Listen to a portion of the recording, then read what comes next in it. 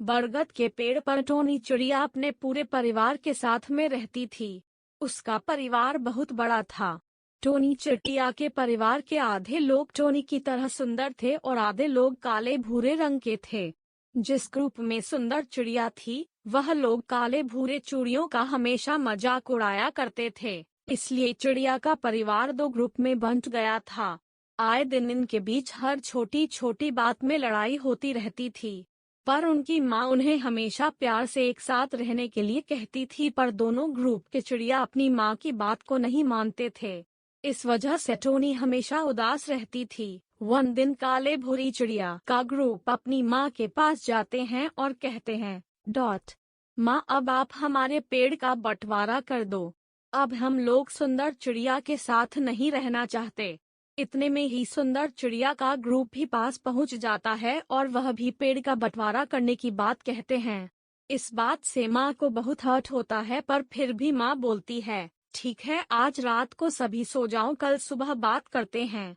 सभी माँ की इस बात से एग्री हो जाते हैं और सभी सोने चले जाते हैं। जब सभी चिड़िया सो रही होती है, तभी आधी रात को वहाँ एक अजगर सांप आता है। माँ बंटवारे वाली बात से बहुत दुखी थी, इसलिए उसे नींद नहीं आ रही थी। वह कुछ सोचते हुए डाल पर बैठी हुई होती है। तभी उसे सूखे पत्तों की आवाज आती है और वह अपने घर से बाहर देखती है। माँ घर से बाहर पेड़ पर लिपटे हुए सांप को देखकर बहुत घबरा जाती है और अपने सभी बच्चों को उठाकर उन्हें सांप के बारे में बताती है।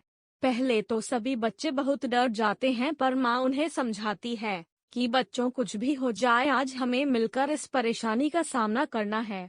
आज तुम लोगों को आपस में नहीं लड़ना है। अब वह सांप बहुत ही पास आ चुका होता है।